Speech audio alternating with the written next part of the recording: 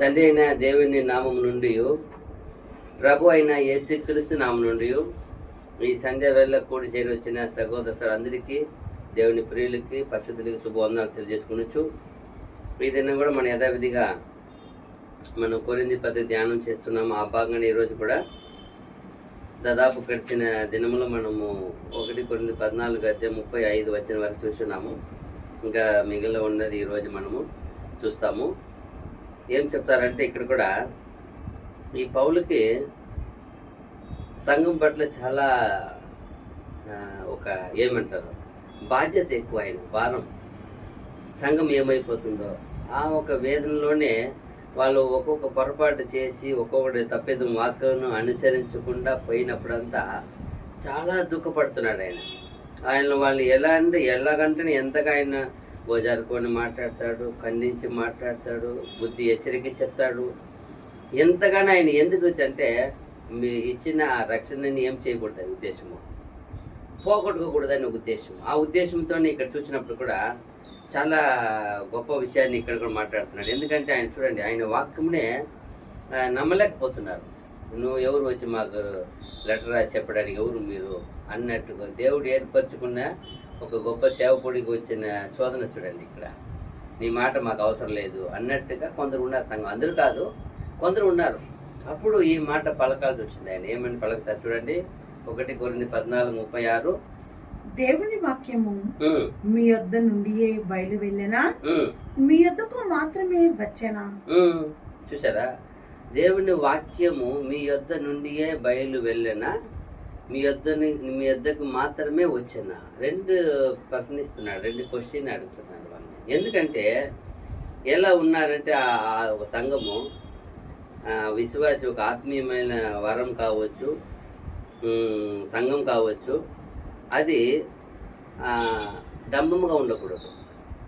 ఏమంటే ఉండకూడదు, ఆ వరములు పెరుమయాగా ఇరకూడదు. అంటే ఏమే గొప్పగా ఆ డంబముగా వచ్చి దేవుడిని ఏం చేయలేము, సంతోషపరచలేము, మగిమపరచలేము. ఫస్ట్ సంతోషపెట్టాల, తర్వాత మగిమ. ఫస్ట్ సంతోష పెట్టలేము ఎప్పుడు కానీ. ఒక విశ్వాసి కావచ్చు, సంఘం కావచ్చు, ఆ సంఘానికి ఇచ్చిన బాధ్యతని, ఇచ్చిన వరాల్ని వాటి ద్వారా డంబముగా ప్రవర్తిస్తే దాని ద్వారా దేవునికి ఫస్ట్ ఆఫ్ ఆల్ ఆయన్ని సంతోష పెట్టలేము, మగిపరచలేము. కానీ అదే ఆ దేవుడిని సంతోష పెట్టాలా, మగిపరచాలంటే సంఘము కావచ్చు, విశ్వాసి కావచ్చు, పని ఉదాహరణ అంటే దీనత్వం కావాలా. విరిగి నలిగిన హృదయం ఏం చేసేవాడు ఆయన, చూసేవాడని ఉంది. ఆయన దాన్ని ఆలోచన చేయవాడు కాడు, దాన్ని తునీకరించేవాడు కాడు, దాన్ని తోసేవాడు కాడు. అనేక వచనాలు ఉన్నాయి. ఇక్కడ చూసిన వాడు చూస్తున్నాం. అలాగే ఈ కొరింథీ సంఘము ఆ ఒక విశ్వాసుల మధ్య ఆత్మీయమైన డంబం ఉంది, వాళ్ళకి గర్వం ఉంది. మాకు వరం ఉన్నాయి, ఈ పట్టణంలో ఎన్ని సంఘాలు ఉన్నాయి, ఎన్ని ఆరాధనలు ఉన్నాయి, అంతా లేదు, మా దగ్గర ఉంది. ఏముంది, దేవుని వరం ఉంది అని ఒక గర్వం వచ్చేసింది, డంబం వచ్చేసింది, గొప్పతనం వచ్చింది. కానీ అక్కడ పౌలుకు బాధపడుతున్నాడు. ఎందుకంటే అది ఎవరికి ఇష్టం ఉండదు. మరి ఉంటే డంబముగా ప్రవర్తించడం ఎవరికి ఇష్టం లేదు, దేవునికి ఇష్టం లేదు. అయ్యో వీళ్ళు దేవుని ప్రేమను కోల్పోతున్నారని పౌలుకు బాధ. కాబట్టి కొంచెం కఠినంగా రాసినప్పుడు సంగతి దిద్దాలని ఆయన ఏం చేయాలని ఉద్దేశము, దిద్దాలని ఉద్దేశం. అదే చెప్తున్నాడు ఇక్కడ. పౌలు చెప్పే విషయం చూస్తే ఆ 2 ప్రశ్నల వల్ల మనకు అర్థమైపోతుంది ఆయన మాట వింటున్నారా లేదా. 2 ప్రశ్నలు అడుగుతారు కదా మనకి. ఎలా ఇది నేను గ్రహించుకునే మనసు మాకు కూడా దేవుడు ఇచ్చారు కదా మనకు కూడా. చూడండి, దేవుని వాక్యం మీ యొద్దకు నుండియే బయలు వెళ్ళేనా అని ఎందుకు ఆ ప్రశ్న అడగాల అంటే వాళ్ళకి ఆ ఒక ఫీలింగ్ ఉన్నాయి, మా యొద్దకు మాత్రమే ఉంది, అది మేమే పోయి ప్రసంగించాలా. చాలా మంది ఆ కాలంలో అలా ఉండిందంటే కొంచెం ఏమంటే ఫస్ట్ వచ్చిన సత్యము ఆ పట్టణంలో అక్కడే కరెక్టే. ఇన్ని వేల కాలం వచ్చి కూడా ఈ రోజు కూడా చాలా మంది ఎలా ఉన్నారు ఫీలింగ్స్, మేమే చెప్తాము, మేము మాత్రం చెప్పగలుగుతాము, ఎవరికి లేదు, ఎవరి వల్ల కాదు అని వీళ్ళు ఏం చేస్తున్నారు, సొంతంగా ఒక తీర్మానం నిర్ణయం చేసుకొని వాళ్ళకి రాదు. ఎవరిని ఎప్పుడు ఏం చేస్తారు అందుకంటారు. యేసు ప్రభు వచ్చి పేతురు యోహాను గురించి అడిగినప్పుడు ఏమన్నారు ఆయన, నీ నీ ఇది నేను వచ్చే వరకు ఆయన ఉండేది నాకు ఇష్టమైతే నీకేలా? ఎవరికి ఇచ్చిన రక్షణ, ఎవరికి ఇచ్చిన సత్యము, ఎవరికి ఇచ్చిన బాధ్యత వాళ్ళు ఏం చేయాలా? కాపాడుకోవాలా, పట్టుకోవాలా, నెరవేర్చాలా. ఎవరు రక్షణ ఎవరు ఏం చేయలేరు. కారు బాధ్యత కాదు. అంతు ఎంతవరకు చెప్పగలుగుతాం. ఆయనలో కార్యసిద్ధి కలుగజేసేది ఎవరు? అదిదా పౌలు చక్కగా చెప్తారు. నీళ్ళు నాటువాడు ఒకడు, నీరు పోయేవాడు ఒకడు, అభివృద్ధి చేయవాడు ఎవరే? దేవుడు. ప్రతి మనిషిలో విశ్వాసం చేసేది ఆయన మాత్రమే. ఇది పొలం ఉంటది. పొలము ఎలానా అలాగే మన మనిషి అనేది ఆ హృదయంలో ఫలింపచేసి ఎవరు మాత్రమే. దానికి ఏం కావాలా, వేరు ఎక్కడ పరాలా, అది ఎక్కడ, అది గాలి ఉండాలా, నీరు ఆయన పోయాలా, ఆయన ఇయ్యాలా. అదే చెప్తున్నాడు ఇక్కడ చూసినప్పుడు ఈ 2 క్వశ్చన్లో మీ యొద్దకు మాత్రమే, మీ దేవుని వాక్యం మీ యొద్ద నుండి బయలు వెళ్ళినా, మీ యొద్దకు మాత్రమే వచ్చినా అని అడుగుతున్నాడు. అప్పుడు మనకు అర్థమైంది, ఓహో ఇది ఇక్కడ ప్రాబ్లం ఉంది. ఏమని చూసినప్పుడు కొరింథీ విశ్వాస సంఘంలో ఆరాధనలో తమ సొంత విధిములను, సొంత అభిప్రాయాలను వెంబడిస్తున్నారంట. అక్కడ వాక్యము చెప్పిన పద్ధతి ప్రకారం జరగలేదంట. వీళ్ళ మనసులు అనుకునేది నెరవేర్చున్నారంట. అక్కడ ఆయనకి అది ఒకటి. రెండో చూసినప్పుడు పౌలు ఈ వచనంలో చూసినప్పుడు ఈ లోక కొరింథీయులు మాత్రమే క్రైస్తవులు అని అనుకున్నారంట. ఈ యొక్క ప్రపంచంలో మేము మాత్రమే క్రైస్తవులు. ఇప్పుడు కూడా చాలా మంది మాకు సత్యం తెలుసు, మేము సత్యవంతులము. ఇక్కడ కాదు, ఎక్కడ ఉంది ఆ ప్రాబ్లము? ఆది సంఘంలోనే ఆ ప్రాబ్లం వచ్చింది. మేము మాత్రమే క్రైస్తవులము, మేము మాత్రమే సత్యవంతులము, మాకు మాత్రమే దేవుని వాక్యం సత్యం వచ్చింది అని ఒక ఇదిలో ఉన్నారంట. అది అప్పుడు అంటున్నాడు, ఎందుకు మీరు అలాంటి ఆలోచన మీరు దయచేసి కలగబాకండి అంటున్నాడు పౌలు. మేము మాత్రమే క్రైస్తవులనియు, సత్యవంతులనియు, సాక్షులని ఏమవుతుంది ఏమంటే అలా తలంచిపాకండి. అది ఎవరికి ఇష్టం ఉండదు. అది ఒక చోట చూస్తాం, ఏలియప్ప ఏం చెప్తారు, యెజబెల్ చంపను చూసింది, నేను ఒకడే తప్పించుకొని వచ్చినాను, నేను ఒకడే మిగిలినాను దేవుడు అంటాడు. ఆయన దేవుడు ఏమంటాడు అక్కడ, ఏమప్పా బయలుకు మోకాలు వంగని నా భక్తులు 7,000 మంది ఉన్నారంటారు. ఎక్కడ అంత గొప్ప దేవుని సేవకుడు ఒక్క మాట వల్ల భయపడిపోయినాడు. ఎంత గొప్ప కార్యం చేసిన వ్యక్తి ఆయన, ఎలాంటి దేవుడు వాక్కు ఉంది ఆయనలో. ఒక్క చిన్న విషయంలో భయపడిపోయి అవిశ్వాసంగా నడుచుకున్నప్పుడు ఆయనకి తెలియలే ఎన్ని మంది ఉన్నారు, మన మారి ఎవరు ఉన్నారని తెలియలే. దేవుడు లెక్క చెప్తున్నాడు. అప్పుడు దేవుడు ఎంత భిన్నంగా తన ప్రియులను ఏం చేసేవాడు ఆయన, తన ప్రజలను ఏం చేసేవాడు ఆయన, దృష్టించేవాడు. ఇప్పుడు లేకపోతే ఈయన అడిగినప్పుడు ఆయన ఎంత కరెక్ట్గా లెక్క చెప్తారు. 7,000 మంది అంటే ఎంత అండి? ఆ దేశంలో 7,000 మంది ఉన్నారంటే ఎవరికి వంగని వాళ్ళు, బయలుకు మోకని వంగని వాళ్ళు 7,000 మంది ఉన్నారప్ప. నా భక్తులు ఎంత గ్రేట్ కదా అది. అలాగే చూసినప్పుడు కూడా వీళ్ళు అలా అనుకున్నారు, మేమే క్రైస్తవులము, మాకే సత్యం వచ్చింది, దేవుని వాక్కు వచ్చింది, మా వెద్ద నుండే మా సంఘం వెళ్ళాల్సిందే అని అనుకున్నారు. అప్పుడు చెప్తారు, కొరింథీలో ఉన్న ప్రాబ్లము, ఆ సంఘం ఉండే ప్రాబ్లం ఏమంటే, మేము ఆత్మీయమనే వాళ్ళము. ఏమన్నా ఫస్ట్ వాళ్ళకి ఉండే గర్వం ఏం తెలుసా, మేము మాత్రమే ఆత్మీయమైన వారము. తర్వాత మేము స్వతంత్రులు. ఏం చేయబడ్డాం మేము, పాపం నుండి శాపం నుండి అన్ని ఏం చేయబడ్డాం, మేము విడుదల పొందాము, మేము మాత్రమే స్వతంత్రులము. రెండవ తప్పు వీళ్ళు చేసేది. మూడవ చూసినప్పుడు మాకు కట్టుదిట్టాలు లేవు, మాకేం లేదు కట్టుదిట్ట. ఎందుకంటే వాళ్ళని కూడా పాపం శాపం నుండి విడిపిస్తే మాకు ఫ్రీడమ్ అయిపోయి ఎట్లా చేయవచ్చు అనుకున్నారు వాళ్ళు. మాకేం లేదు, ఎలాంటి కట్టుదిట్టాలు మాకు లేదు, మాకు ఎవరు చెప్పనక్కర్లేదు. ఎంత చూడండి వాళ్ళు ఫీలింగ్స్ ఉన్నారు. ఇవి చేసేది అదే, మాకు ఏ ఒక్కరు అవసరంలో ఏ మాట అవసరం లేదంట. ఎంత చూడండి వాళ్ళు ఎలా అయిపోయినారు. అందువల్ల దేవుని మాట ఎలా ఉందంటే, దేవుని మాట వాళ్ళకు లోపడే విధంగా వాళ్ళు మాట్లాడుతున్నారంట. దేవుని మాట మాకు లోపడాల. అయితే దేవుని మాట ఏముంది, నీగా దేవుడి వార్త కీழ்పడి வேண்டும். దేవుడు ఏం చెప్తున్నాడు, నా మాటకి మీరేం చేయాలా, లోపడాలంట. వీళ్ళేం చెప్తున్నారంట, మా మాటకి లోపడాలా. ఎంత చూడండి ఎలా అయిపోయినారు అంటే, అలాంటి గర్వీలు అయిపోయినారు. మేమే మేమే మేమే అంటారు కదా అని అయిపోయినారు వాళ్ళు. దేవుని మాట, దేవుని ఒక మాట ఉంది కదా, అది మనిషి సంఘం కట్టుదిట్టములు లేవంట. ఏమో ఎక్కడ లేవో, ఎవరైనా ఒక మనిషి ఏదో ఒక కథ చెప్పేస్తే సరిపోతుందా? అది ఎక్కడ ఉండాల? పూర్వంలో మాట్లాడిన ప్రతి అంశము ఎక్కడ ఉంటుంది?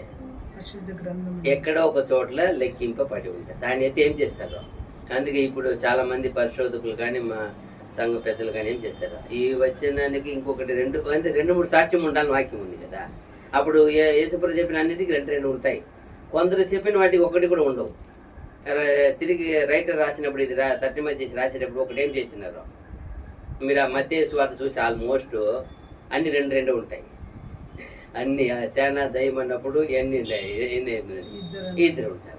అక్కడ గాడిద మీద వస్తున్నారంటే అక్కడే ఉంటుంది, రెండు గాడిద మీద వచ్చేట్టుగా ఉంటాయి. అన్ని రెండు ఉంటాయి చూసినప్పుడు. అది ఎందుకో ఏమో దేవుడు ఒకవేళ పరిశీలనగా చేసేయడానికి అనుమతించారని తెలియదు. అయితే ఈ రోజు దేవుడిని పెట్టి చాలా మంది ఏం చేస్తున్నారు, వాటిని పరిశీలించి అన్ని కొంచెం ఎక్స్ట్రా ఉంది అంటారు. అని చెప్తారు కదా మనము, ఎక్స్ట్రా చేయవద్దంటాం. మరి అన్నిట్లో ఎక్స్ట్రా ఉంది, కొన్నిట్లో ఏముంది కరెక్ట్గా, కొన్ని కరెక్ట్గా ఉంటాయి. అట్లా మనం పరిశీలించినప్పుడు ఇక్కడ చూసినప్పుడు కూడా వీళ్ళు దేవుని మాటనే తన కట్టుదిట్టం పెట్టాలనుకుంటున్నారు. అయితే దేవుని మాట చెప్తుంది, నా కట్టుదిట్టములో మీరు ఉండాలని. అందుకే యేసుప్రభు అన్నారు. యేసుప్రభు దేవుని మాట కట్టుబడ్డారా లేదా? ఏం చెప్పారు ఆయన? నా స్వయాన్ని ఏం చేయలే నేను. ఎంత మాట అండి ఈ మాట, ఎవరన్నా చెప్పగలుగుతారా? స్వయముగా నేనేమో బోధించలేదు, స్వయముగా నేను ఏ క్రియను చేయలేదు. ఏం తండ్రి నాకు ఏం చెప్పినాడు దాన్ని ఏం చేస్తున్నాను. అదిదా దేవుని మాట కట్టుబడేదంటే మన కట్టుదిట్టం ఉండాల. కట్టుదిట్టం లేకపోతే చూడండి, సామెతలు 3:7 ఏం చెప్తుంది చూస్తాం. సామెతల గ్రంథము 3:7 వచనము.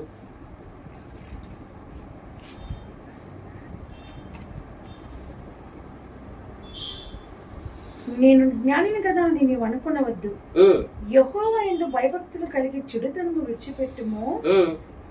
అదేదా యెహోవా యందు భయభక్తులు కలిగి ఏం చేయాలి? నువ్వు జ్ఞాని అని అనుకోకూడదండి. ఏమనుకున్నారు ఇక్కడ?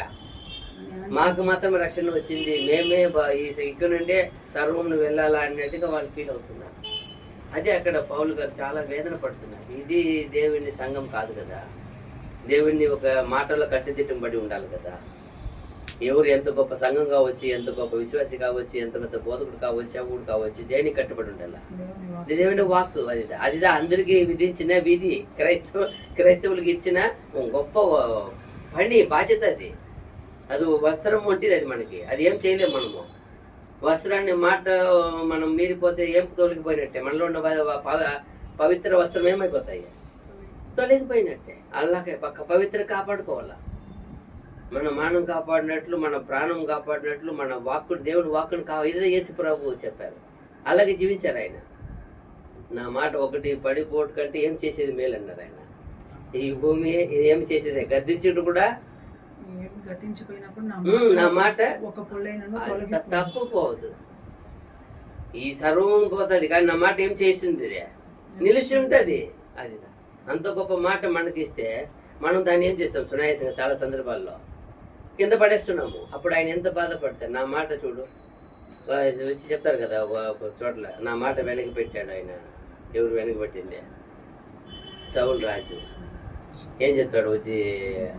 అదే సామువేలు దగ్గర ఏం చెప్తాడు? నా మాట ఏం చేశాడు ఆయన? వెనక్కి పెట్టాడు. అప్పుడు మాట ఎక్కడ ఉండాలా? అదే దావీదు చెప్తాడు, దేవుని మాట ఎక్కడ పెట్టుకున్నాను నేను? నా ముందు ఉన్నది అంట, నా కుడిపాసన ఉన్నది, నేను ముందు నిలుపుకొని ఉన్నాను. అదిదా దేవుని వాక్యం ఎప్పుడు ముందు ఉండాలా. అప్పుడే మనకు కనపడదు. వెనకాల పోతే ఏం చేయదు, కనపడవు. అర్థం వంటిది ఉంది కదా అని. అది మనం చూసినప్పుడు ఇక్కడ 1 పేతురు 5:5 చూసినప్పుడు కూడా 1 పీటర్ 5:5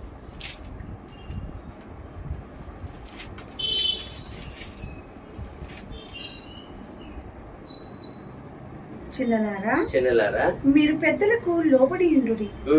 మీరందరూ ఎదుటి వాని ఎడల దీన మనస్సు అను వస్త్రము ధరించుకొని మిమ్మును అలంకరించుకొనుడి. ఆ దీన మనస్సు ధరించి అది అలంకరణ అంట. అది ఎట్లా వస్తుంది?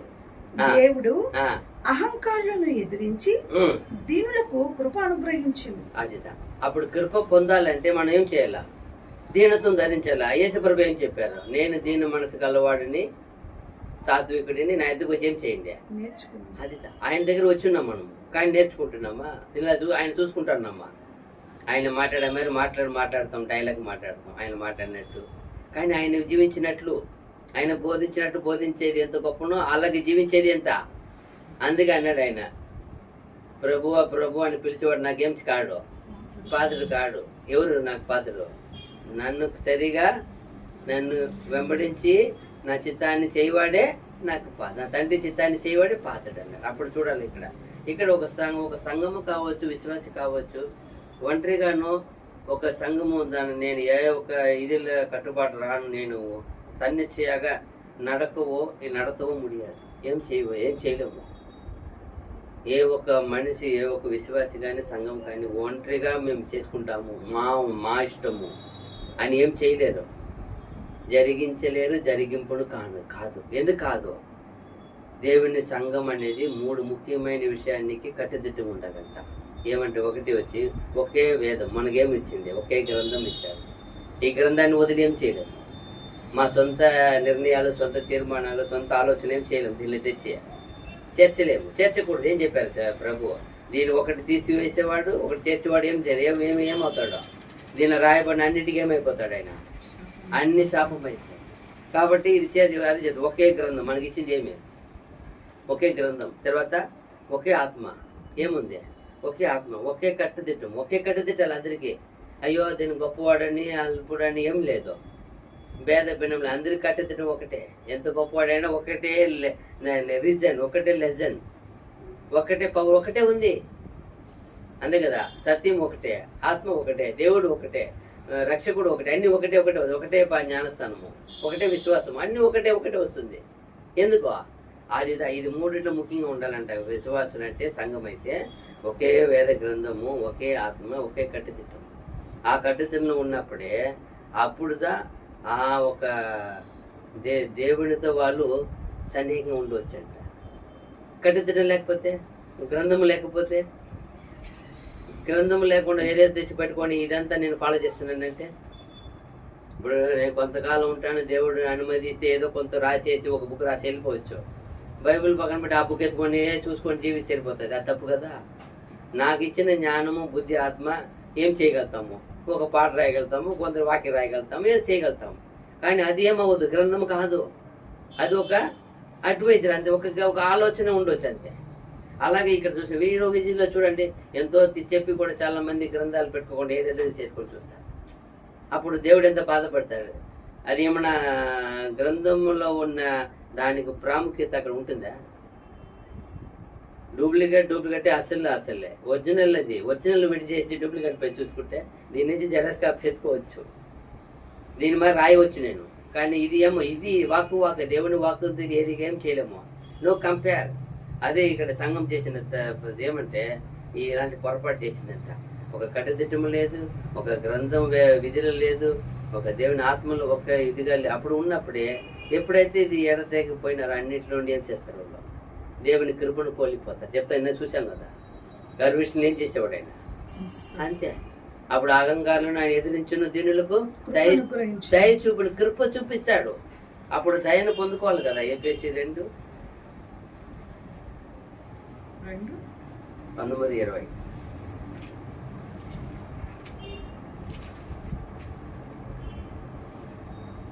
కాబట్టి మీరిక మీదట పరజనులను పరదేశులనై ఉండక పరిశుద్ధులతో ఏక పట్టణస్థులను దేవుని ఇంటి వారినై ఉన్నారు.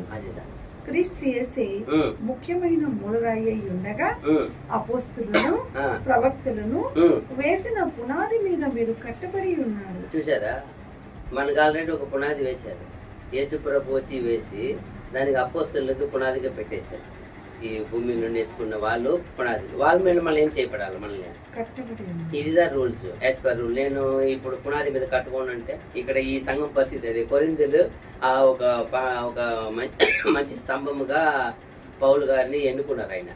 ఇప్పుడు పౌలు గారు కడతా ఉంటే పౌలు గారికి కట్టేదానికి అన్ని ఆత్మ అభిషేకం, జ్ఞానం, వేగం, బుద్ధి ఇస్తే నువ్వు నాకు అక్కర్లేదు అంటున్నాడు. అప్పుడు ఆయన పునాది మీద కట్టాలనే దేవుని చిత్తము. అప్పుడు నేను ఆ పునాది మీద ఉండనంటే అదే జరిగేది ఈడ.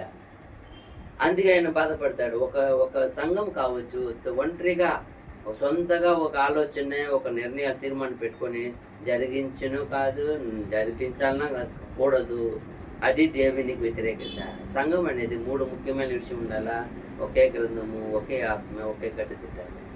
ఇది ఉన్నప్పుడే ఏమి అన్ని విషయంలో అన్నీ ఒకటి ఉంది. ఒకే దేవుడు, ఒకే గురువు, ఒకే విశ్వాసము, అన్నీ ఒకటే. అది కాబట్టి మనం అంతా కూడా ఆయన సంఘముగా ఉన్నాం, ఒకే సంఘం, అంగముగా ఉన్నాం. ఒకే అంగంలో ఏమే చేయబడతాం ఒక్కొక్క. అది అలాగ మనం చూస్తూ ఉండాలి. చూసినప్పుడు అది చెప్తాడు, ఇవి దేవుని వాక్యం మీ యొద్ద నుండియే బయలు వెళ్ళాను, మీ యొద్దకి మాత్రమే వచ్చిన. వాళ్ళు అనుకుంటున్నారు మా యొద్దకి మాత్రమే వచ్చింది మేమే. అలా మాట రాప్పుడు మనల్ని ఈ రోజు ఈ ఒక విత్తనంగా వాడుకుంటున్నాడు. మనలో విత్తనం వేశాడు, మొలిసింది. ఆయన ఆ విత్తనం తీసేదాన్ని శక్తిమంతుడు ఆయన. మనం అతిశయపడకూడదు. భూమి అతిశయపడితే సరిపోతుందా? విత్తనం భూమిలో ఎక్కడేసిన ఏమవుతుంది? మీరు ఎర్ర మట్టిలో వేయండి, మీరు నల్ల మట్టిలో వేయండి, బంగ మట్టిలో వేయండి, దానికి ఏముండాలా? నీరు ఉంటే చాలు. ఏ మట్టిలో వేసినా ఏమవ్వాలా? అలాగే మనం ఎక్కడెక్కడో పుట్టాం, కానీ మనల్ని ఏం చేశారు? ఆయన వాక్యం అనే విత్తనం ఏం చేశాడు? విత్తినారు, అది మొలిసింది అంతే. ఇదేం అతిశయపడేదానికి, భూమికి అతిశయదానికి లేదు కదా. అలాగే ఈ 37 చూసినప్పుడు, ఎవడైనను తాను ప్రవక్తనని అయినను ఆత్మ సంబంధినని అయినను తలంచుకుని ఎడల నేను మీకు రాయుచున్నవి ప్రభు యొక్క ఆజ్ఞలని అతడు దృఢముగా తెలుసుకునవలెను. ఇక్కడ మాకు బాగా అర్థమవుతుంది. ఇంతకు ముందు వచ్చిన ఎట్లా ఉండిందో దీని ఇంకా కొంచెం క్లారిటీ ఇస్తున్నారు. అంటే నువ్వు రాసేది మేము దాన్ని చదవాలా, నువ్వు రాసి పంపితే మేము ఆ పత్రికను వినిపించాలా, అది మేము ఫాలో చేయాలా అని వాళ్ళు అడుగుతున్నారు. అప్పుడు ఆయనకు ఎంత బాధ వచ్చిందంటే, ఎవడైనాను తాను ప్రవక్తనని అయినను ఆత్మ సంబంధిని అయినను తలంచుకొని ఎడల నేను మీకు రాయిచున్నవి ప్రభు యొక్క ఆజ్ఞల వలన ఆజ్ఞలని అతడు దృఢముగా తెలుసుకొని. రాసేది నా సొంత మాటలు కదయ్యా స్వామి. నేనేమో ఏదో ప్రభు వచ్చి నాకు ఆత్మ ద్వారా బోధించిన వాళ్ళు ఏం చేశాను? నేను ఆయన రాసు, ఆయన రాయమంటే రాసేది. ఆయన ఇవ్వకుండా ఎవరు రాస్తారు? చాలా మంది ఏదేదో అనుకుంటారు చేయాలని చెప్తారు. నేను ప్రిపేర్ అయింది, గొప్పగా అవ్వాలనుకున్నాను సార్, అయితే ఈరోజు ఇది వచ్చినాను అంటే ఏం ఉద్దేశమో? దేవుడు అది మీకు ఏం లేదని అర్థమో? అది మీకు అనుగ్రహింపబడాలి. అది మీకు రాదని మీకు ఏది సరిపోతుంది అది ఇస్తాడు దేవుడు. చాలా మంది అంటారు కదా, నేను గొప్ప పైలట్ అవ్వాలనుకున్నాను, ఈరోజు కార్ డ్రైవర్ అయినా అంటారు చాలా మంది. ఆశ ఎక్కడ ఉండింది వాళ్ళకి? ఆశ ఏమో పైలట్ అవ్వాలని ఉండింది. ఇప్పుడు ఏం చేస్తారు? కార్ డ్రైవర్గా తోలుతారు. ఏమి ఉంది అప్పుడు? చూడండి, అప్పుడు ఆయన అనుకునింది అది జరిగేది. ఎందుకంటే అది ఆయనకి ఏముండదు, దేవుని చిత్తం ఉండదు. అలాగే ఇక్కడ చూసినప్పుడు వీళ్ళు అనుకుంటారు, నువ్వు రాసింది మేము వినాలా, నువ్వు రాసింది మేము చదవాలా, మీ పత్రిక మాకు అవసరమా? అప్పుడు చెప్తారు ఈ మాట. అంటే ఆ కొరింథీ సంఘములో పౌలు రాసిన ఆ పత్రికలంతా కూడా దేవుని ఆత్మ రాయబడినవి. అయితే సంఘంలో కొందరు విశ్వాసులు పౌలు రాయించిన మనము అంగీకరించడానికి తుణీకరించారంట, వాడు వ్యతిరేకించారంట. అప్పుడు పౌలు గారు చెప్తుంది, నేను మీకు రాయిస్తున్నది ప్రభు యొక్క ఆత్మ ద్వారా ఎరిగి ఆయన ఇచ్చిన వాటిని రాస్తున్నానని చెప్తున్నాడు. పౌలు తను తాను ఒక సొంత అధికారిగా ఆయన నియమించుకోవాలా. ప్రభు యొక్క అధికారాన్ని ప్రచురపడడానికి నేను నిలబడానని చెప్తున్నాడు. అది చెప్తున్నాడు. చూడు, పౌలు ఆ రాతలు చాలా దేవుడి చిత్తమును ఎంత ఖచ్చితంగా రాశారంటే అంత ఖచ్చితంగా రాశారు. ఎందుకంటే అప్పుడు ఆయన చెప్పే విధాన్ని కొరింథీ సంఘము అర్థం చేసుకోలేకపోయింది. ఏం పరిస్థితి అక్కడ? ఆయన చెప్పే విషయం చాలా లోతుగా ఉంటుంది. అంత లోతుగా ఉండే విషయాన్ని ఎరగాలంటే ఎవరు అనుమతి కావాలా?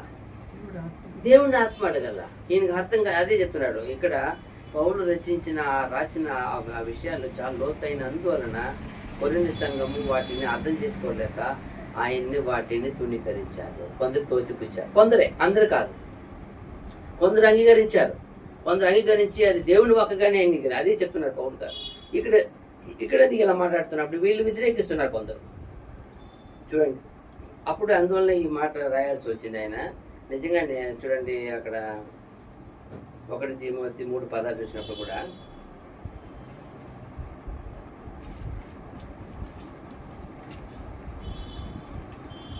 1 తిమోతి 3:16 సారీ 2 తిమోతి 3:16 2 తిమోతి 3:16 దైవజనుడు సన్నద్ధుడై ప్రతి సత్కార్యమునకు పూర్ణముగా సిద్ధపడి ఉండునట్లు దైవ ఆవేశం వలన కలిగిన ప్రతి లేఖనము ఉపదేశించుటకును, ఖండించుటకును, తప్పు దిద్దుటకును, నీతి యందు శిక్ష చేయుటకును ప్రయోజనకరమై ఉన్నది. చూసారా, ఆయనకి ఇచ్చింది అందుకే. ఎందుకు ఇచ్చారు ఈయనకి? ఈయన తప్పును ఏం చేయబడాలా? ఆయన ఆత్మ ద్వారా ఈయనకి ఏం చేశారు? అన్ని లేఖనం ఏం చేశారంట? ఉపదేశించుటకును. ఆత్మ ఎట రాశారు వాళ్ళు? దైవజనుడు సన్నద్ధుడై ప్రతి సత్కార్యమునకు పూర్ణముగా సిద్ధపడి ఉండునట్లు దైవ ఆవేశము వలన దైవ ఆవేశం వలన కలిగిన ప్రతి లేఖనము. చూసారా, ఈ లేఖనం ఎలా కలిగింది? దైవ ఆవేశం. ఆయన వాళ్ళ కొరింథీ సంఘం దాన్ని ఏం చేయలే, గ్రహించట. అదిదా మనకు కావాలి ఈ పాయింట్. అది ఎందుకు వాళ్ళకి అంటే గ్రహించలేకపోతున్నారు. ఆయన ఎవరి వల్ల వచ్చింది? ఇది ఎవరు ఇచ్చారు? ఆయన చెప్పే ప్రతి సంగతి ఆయన ఎటువంటి వాడు? అసలు కనీసం ఆయన మారు మనసు పొందిందే గొప్ప విషయం. అదే మనం ఏం చేయవచ్చు, దాన్ని గమనించవచ్చు. ఆయన ఎటువంటి భక్తిలో ఉన్నాడు, ఎట్టి విశ్వాసం ఉన్నాడు, ఈ సంఘాన్ని ఏం చేయాలనుకున్నాడు. బట్ ఆ సంఘమునే వచ్చి ఆయన ఆదుకుంటున్నాడు అన్నప్పుడు ఆయన ఎంతగా ఏం చేశాడు? ఆయన మారు మనసు ప్రభు వాక్యాన్ని ఏం చేశాడు? ఆయన అంగీకరించి తీర్మానించి మనం నడిచిన త్రోవ తప్పని ఏం చేసుకున్నాడు? దిద్దుకున్నాడు. అందుకన్నాడు ఆయన, అయ్యో ఏమి పాపులలో ప్రధాన పాపి నా ఎడల ఆయన ఏం చేశాడు? ఎందుకంటే అంతగా ఆయన ఇది ఈ యొక్క క్రైస్తవానికి వ్యతిరేకంగా ఉన్నాడు. ఆయన వ్యతిరేకి. ఆయన మారు మనసు పొందిన విషయమే గొప్ప సాక్ష్యం మనకి. అయితే ఈ సంఘం ఏం చేయాలి? ఆయన అంగీకరించలే. ఆయన మాటలని, ఆయన రాతలని అంగీకరించలే. అందుకే ఆయన బాధపడి రాస్తున్నాడు. ఇది నా మాట కాదు సహోదరి, దేవుని మాట. చూడండి,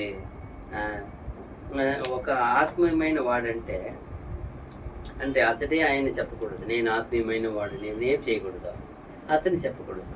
అది ఎలా అంటే కర్తరుడి కట్టలు ఏற்றுకొల్వదే అడయాలి. అంటే తండ్రి యొక్క ఆజ్ఞని అంగీకరించేది ఏమి? ఆత్మీయమైన వాడని ఏముంటుంది? గుర్తు, సింబల్. ఏం ఎట్లా మంచివాడంటే అయ్యో అన్ని విషయాన్ని పరిశీలనగా తెలుసుకో. అదే దేవుడు చెప్పేది కూడా. ఏదో గుడ్డివాడు నమ్మదు అన్ని ఏం చేయి, నువ్వు దేవుని అడిగి తెలుసుకో. అది చెప్తున్నాడు ఇక్కడ. ఒక ఆవికుర్యవన్ దేవుని వాక్యమును, దేవుని ఆజ్ఞను అంగీకరిస్తాడు. అతడు ఆత్మీయుడు అంటే గుర్తున్నాయి. అతనే నేను ఆత్మీయుడు చెప్పేది కాదంట. నేనే ఆత్మీయమైన వాడిని చెప్పుకునే కాదు. నేను ఎప్పుడైతే ఏ దేవుని ఆజ్ఞని అంగీకరిస్తానో అది ఆత్మీయమైన వ్యక్తి అని ఒక గుర్తంట. ఆత్మీయమైన వాడనేవాడు దేవుని వార్తకి వ్యతిరేకంగా ఉండడంట, దేవుని మాటకి. ఇప్పుడు ఇక్కడ ఏం జరుగుతుంది? దేవుడు వాక్య వ్యతిరేకంగా వచ్చినప్పుడు వాళ్ళు ఏమైపోతారు? ఆత్మీయమైన వాళ్ళు కారు. ఇంకో రెండో విషయం చూడవచ్చు. ఫస్ట్ విషయం ఏమి? ఆత్మీయమైన వాడు దేవుని ఆజ్ఞని ఏం చేస్తాడంట? అంగీకరిస్తాడు, ఎదిరించేవాడు కాడు. రెండోది చూసినప్పుడు దేవుని మాటను ఏం చేస్తాడంట? ఎదిరించడంట. దేవుని వాక్కుని ఏం చేయడంట? ఎదిరించి అంగీకరిస్తాడంట. దానికి తల్ల వంచుతాడంట. నిజమైన ఆత్మీయమైన వ్యక్తి అనేవాడు, విశ్వాసి, దేవుని మాటకి లోపడతాడు, క్రమాన్ని పాటిస్తాడు, దేవుని అధికారాన్ని మదించి వాటి ప్రకారం నడుచుకుంటాడంట. ఇది 3-4 విషయాలు ఉన్నాయి. ఎప్పుడైతే ఉన్మయాన ఆవుకూరే విశ్వాసి, నిజమైన ఆత్మీయమైన విశ్వాసి అంటే దేవుని వార్తకి వాన్ అంటే దేవుని మాటకి ఏం చేస్తాడు? లోపడతాడు. ఒழுங்கை விரும்புவான், క్రమ పద్ధతిని కోరుకుంటాడు. దేవ అధికారத்தை మదితరపు నడపాలి. దేవుని ఒక అధికారానికి మదించి వాటికి లోపడి నడుచుకుంటాడు. ఇది ఎవరో? వీడు ఆత్మీయమైన వాడంటే కొన్ని సింబల్ ఉంటుంది. అందరూ ఆత్మీయమైన వాళ్ళు చెప్తే అయిపోతుందా? బోధకులను అయిపోతుందా? మరి ఏమి ఆయన బాగా బోధించాలి, దీవించేది కావాలా? బోధన ఎంత ముఖ్యమో జీవనం అలాగే ముఖ్యమో. రెండు మ్యాచ్ అవ్వాలా. యేసుప్రభు ఏం బోధించారో జీవించారు, అపోస్తలులు ఏం బోధించారో జీవించి వెళ్ళిపోయారు. ఆయన ఆజ్ఞను పొందుకున్నారు, అలాగే నెరవేర్చారు. అది అలాగే మనం కూడా ఈరోజు ఉన్నాము. ఏం చేయబడలేదు, ఈ సంఘం ఏం చేయబడలేదు, అంగీకరించలేదు, దేవుని మాట తునీకరిస్తూ ఉంది. అది బాధ. చూసినప్పుడు 1 దశలోనికి 2:13 దశలోనికి రాసిన మొదటి పత్రిక 2వ అధ్యాయం 13వ వచనం. 1 దశలోనికి 2:13.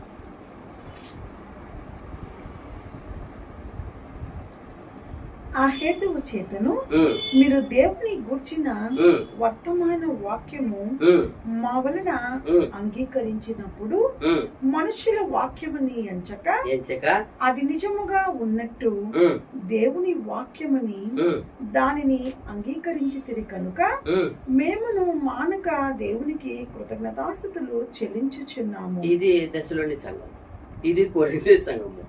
కొరింథీ సంఘంలో ఆయన వాక్యం ఏం చేయలే, అంగీకరించి. అదే దేవుని వాక్కు ఆయనకి ఇచ్చింది. దేవుని వాక్కు వచ్చి చెప్పమని చెప్తున్నాడు.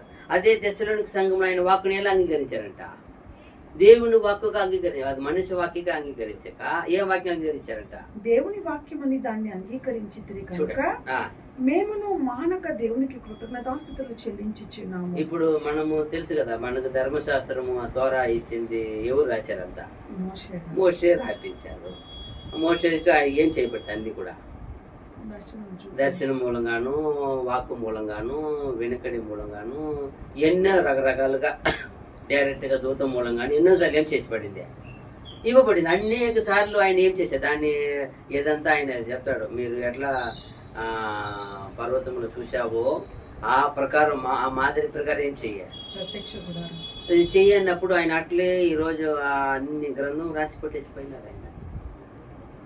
ఇప్పుడు అది మరి రాసిందంతా ఆయన పేరే పెట్టారు. మోషే శాస్త్రం పెట్టేశారు. ఎవరు వాక్యం అంతా? దేవుని వాక్యం. అది దేవుని వాక్యం మోషేకి ఇవ్వబడింది. మోషే రాసి పెట్టేశారు అంతే. ఇది ఎవరైనా ఓ పేరు ఉంది ఆయనకి, నమ్మకమైన పనివాడు అంతే. ప్రతి ఒక్కరి భూమిలో పుట్టిన ప్రతి ఒక్కరికి ఇదే నమ్మకమైన పనివాడా? నువ్వు సాధారణ పనివాడా, నమ్మకమైన పనివాడా, నమ్మక ద్రోహిగా? ఏముంది ఇంకొకటి, నమ్మకం వస్తుంది అన్నింటిలో, బట్ అడిషనల్ వచ్చేదే ఉండాల. నమ్మకమైన వ్యక్తియా, నమ్మకమైన వాడా, నమ్మకమైన విశ్వాసియా, విశ్వాసఘాతకుల ఎన్ని ఉన్నాయి కదా. ఆయన ఎవరు మోసేకి ఏం పేరు పెట్టారు? దేవుడే చెప్పారు, నా ఇల్లు అంతటిలో నమ్మకమైన పనివాడు ఆయన. ఎవరికైనా మన నమ్మకమైన పనివాడప్ప, ఎంత గొప్ప మాట కదా. అదిదా అలాగా ఉండాల. యేసు ప్రభు కూడా ఏమే నా కుమారుడు, నా ఇల్లు ఎంత ఎవరు ఆయన? నా కుమారుడు ఆయన, దేవుని కుమారుడు ఆయన, ఆయన పనివాడు అయినాడు. మనం ఏమైపోతామో దేవునికి కుమారునికి వధువు అయిపోతున్నాం. అప్పుడు మనం ఏముండాలి? ఇంకా మనలో కూడా ఏదో చూస్తే అదే కావాలి, ఆయనకి నమ్మకం కావాలి. ఇక్కడ ఈ సంఘం, కొరింథీ సంఘం ఏం చేయలే, నిలబెట్టుకోలే. అదే తెస్సలోనిక సంఘం ఏం చేసింది? ఏమని అంగీకరించిందంటే ఆ వాక్కుని దేవుని వాక్యమని దానిని అంగీకరించితిరి కనుక మేమును మానక దేవునికి కృతజ్ఞతాస్తుతులు చెల్లించుచున్నాము. ఏ వాక్యం అంగీకరించలేదంట దాన్ని. మనిషి వాక్కు ఏం చేయలేదు మీరు. అది ఎంత గొప్ప మాట. మనిషి వాక్కు కాదు, దేవుని వాక్కు. ఆయన ఎక్కడి నుంచి వచ్చింది? అది మనిషి నోట నుండి వచ్చింది. మనిషి రాసి పెట్టాను, నేను రాశాను. కానీ అది మీరు ఎలా ఏమని అంగీకరించాలి? అది దా కావాలి. అది భావం ఏముంది? ఎవరు చెప్పారు? విన్నే వచ్చి చెప్పేవాడు ముఖ్యమా, చెప్పే ఆయన ముఖ్యమా? దేవుడే ముఖ్యము. ఆయన చెప్పుచున్నాడు. ఆయన అధికారి, ఆయన సర్వము పరిపాలకుడు. ఆయన న్యాయం. ఎవరికి ఏ వాక్ కావాలి ఏం చేసేవాడు ఆయన. ఇదే ఈ వాక్ మనకి ఈ కాలం కావాలని ఇప్పుడు పంపుతున్నాడు. ఇదే ఎందుకు ముందు కాలం పంపలేదు? ఆ వాక్ అప్పుడు ఏం కాదు, అది వాళ్ళకి అర్థం కాదు. అది ఆ కాలం కాదు. అది ఏ కాలానికి ఏ దినానికి ఏ వాక్ కావాలని పంపేవాడు ఆయన. ఆ రోజు పంపారు. కొరింథీ సంఘము తుణీకరించింది. అదే తెస్సలోనిక సంఘం అంగీకరించింది. అంగీకరించిన వల్ల వాళ్ళ ఆశీర్వాదం అంతే. అలాగే 2 పేతురు 3:15-16 వచనాలు.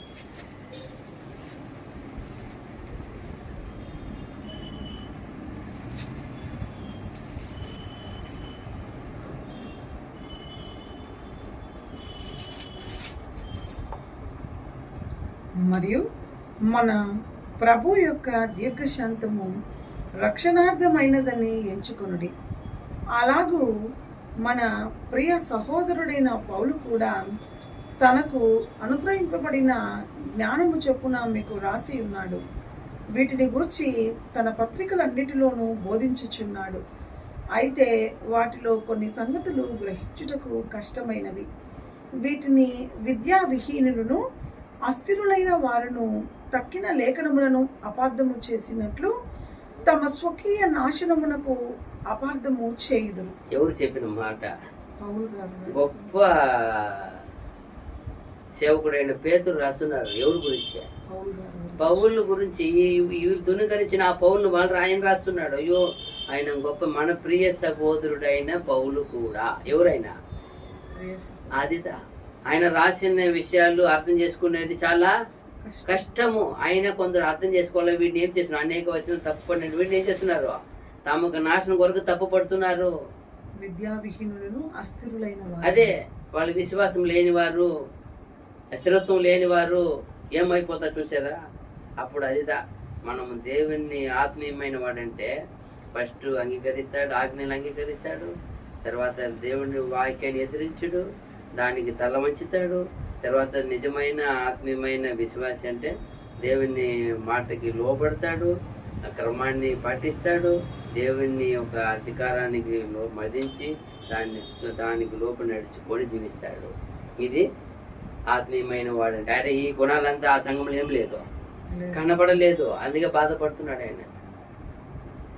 అది చూసాడు, ఎవడైనాను తాను ప్రవక్తనని అయినను ఆత్మ సంబంధి అయినను తలంచి కొన్నిడల నేను మీకు రాయిచున్నవి ప్రభు యొక్క ఆజ్ఞలవని అతడు దృఢముగా తెలుసుకొనవలను.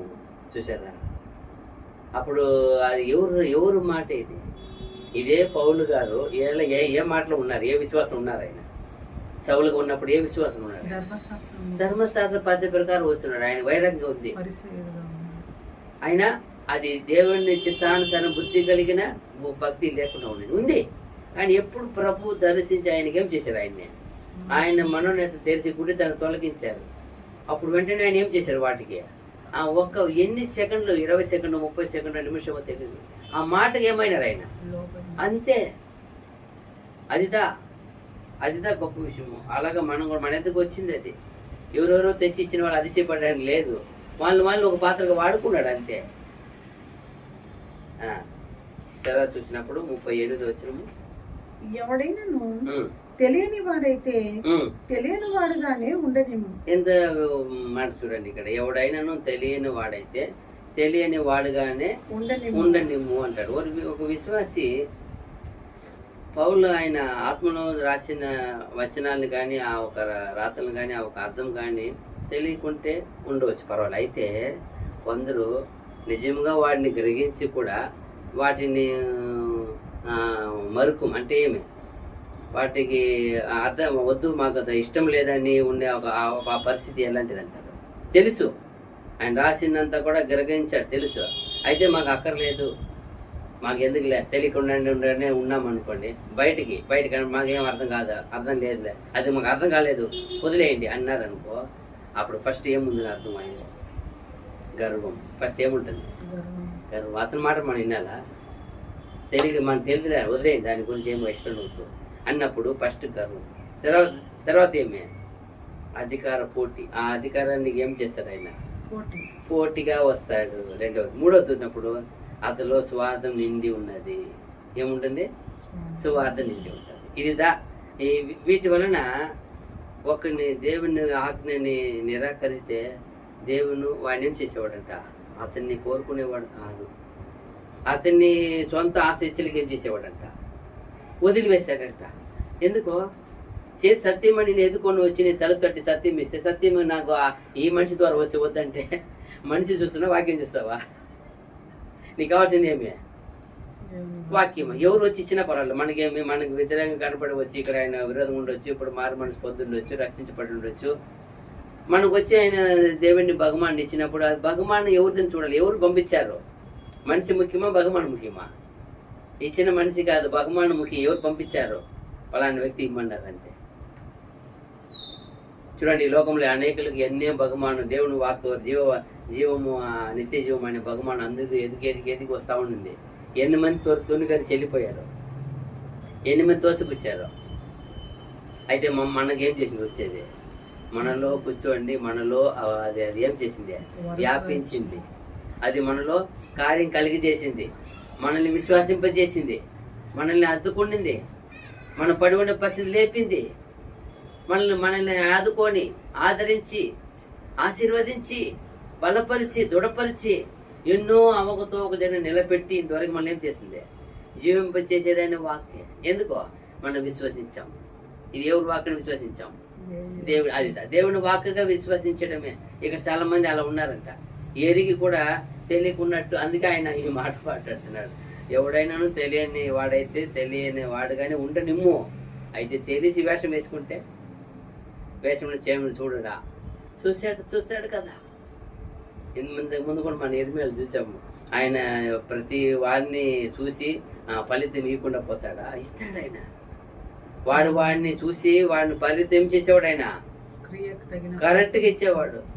అదిదా ఎంత. ఇక్కడ కూడా దేవుని ఒక బయలుపరిచే సత్యమును తుణీకరించే ఒకడు తను తానే చీకటిలో బంధించుకుంటున్నాడంట. ఎప్పుడైతే దేవుని బయలుపరిచే సత్యముని ద్వేషించే తుణీకరించే ఒకడు తను తాను చీకటిలోనే బంధించబడుతున్నాడు. తను తాను ఏం చేస్తూ ఉన్నాడు? వద్దు బా, ఆ మనిషి ద్వారా ఏది వచ్చిన వద్దంటే. కొందరు ఎవరు చూస్తారా? మనిషి చూస్తారు, ఆ మనిషి ద్వారా వద్దు పడిన. చాలా మంది చూడండి, కొందరు వాక్యం చెప్తే రాదు, కొందరు వాక్యం చెప్తే ఏమవుతారో వస్తారు. అప్పుడు మీరు ఎవరికి వాల్యూ ఇచ్చినట్టు? సంఘం ఏమైందా? ఇప్పుడు ఒక మనిషికి విని రాకపోయినా ఆయనది సంఘమా? ఆయన రక్షకుడా? ఆయన విడిపించేవాడా? మీ పాపని కడిగేవాడా? ఎవరు? దేవుడు వేసిన ప్లాన్ యేసుక్రీస్తులో ఉంది. ఎవరు చూడాలి మనము? దేవుడిని చూడాల. అదిదే ఇక్కడ చూడలేకపోతున్నారు. దేవుని వాక్కు పౌలు ద్వారా వస్తే వాళ్ళు వద్దంట, తుణీకరిస్తున్నారు, వాటిని ద్వేషిస్తున్నారు, వాటిని విని విశ్వసింపుగా ఉన్నారు. అక్కడే దేవుడు చెప్తున్నాడు, ఎక్కడైతే ఒకడు సత్యమును విని దాన్ని వదిలిపెడతాడు అతను చీకటిలో తను తాను బంధించుకున్నాడు.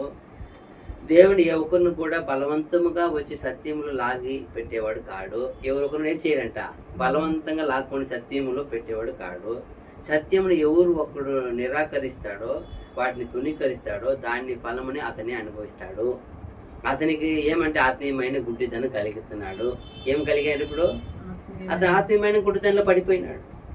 నేత్రం ఉంది, సరే నేత్రం ఉంది, బట్ ఆత్మీయమైన విషయంలో ఏం లేదు ఆయనకి. గుడ్డితనం. ఎందుకో? మనిషి మీద పెట్టినాడు. ఎవరు చూడాల మనము? దేవుణ్ణి చూడాల. అదిదా ఇక్కడ చూసినప్పుడు అది చెప్తున్నాడు. ఎప్పుడైతే సత్యమును ఒకడు తుణీకరిస్తాడో, నిరాకరిస్తాడో అతని ఫలమును ఖచ్చితంగా అనుభవించాలి.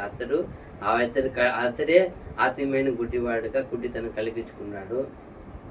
సత్యమును అంగీకరించేవాడు ఎదుగుతాడు, పెరుగుతాడు. సత్యముని తుణీకరించేవాడు చీకట్లు బంధింపడతాడు. అంటే సత్యమును అనుసరించేవాడు ఏం చేస్తాడు? సత్యమును అంగీకరించేవాడు ఎదుగుతాడు, పెరుగుతాడు, ఆశీర్వదిపడతాడు. సత్యమును తుణీకరించేవాడు బంధింపబడి చీకట్లు పడతాడు. ఎందుకో? దేవుడు అలాగే వాళ్ళు వదిలేస్తారు. ఎందుకంటే ఎవరిని ఏం చేసేవాడు కాదు వాళ్ళు. అందుకంటాడు, ప్రతి వాడు తామును ఏం చేయాలా? యేసుప్రభు చెప్పిన ఒక గొప్ప వాడు ఉంది, నన్ను వెంబడించేవాడు. అంటే ఏమి? నా బలవంతం మీద నాతో వచ్చేదానికి ఆశపడకూడదు. నిన్ను నువ్వు ఏం చేసుకోవాలి? నువ్వు ఉపేక్షించి పర్ఫెక్ట్ గా అన్ని విషయంలో ఏం చేసుకోవాలి? నువ్వు అన్నిటిని సమర్పణ, అన్నిటి తుణీకరించాలి, అన్నిటి వదలాలి.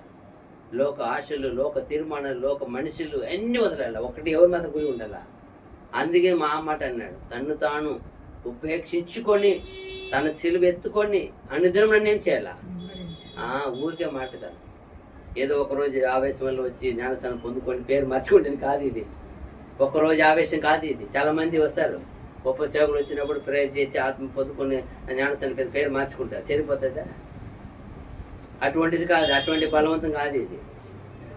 కొందరు మెజారిటీ చూపించాలా, మా బలగాలు చూపించాలని ఏం చేస్తారు కొందరు వచ్చి కావాల్సిన ఎప్పుడో జ్ఞానం మళ్ళీ కూడా తీసుకో ఆయన ముందర నాకు పేరు రావాలా. అటువంటిది కాదు ఇది. ఏం చేసేది ఇదే? పవిత్ర హృదయంతో నిన్ను నీవే సమర్పణ చేసుకొని నిన్ను నీవే సజీవ యాగం ఏం చేయమంటాడు? దేవునికి బలియాగం ఇచ్చేయాలి. నిన్ను నీవే, ఎవరు వచ్చి కాదు, ఎవరి కోసం కాదు. అదే చెప్తున్నాడు ఇక్కడ మత్తయి 13:15 చూసినప్పుడు. మత్తయి సువార్త 13:15 చూస్తే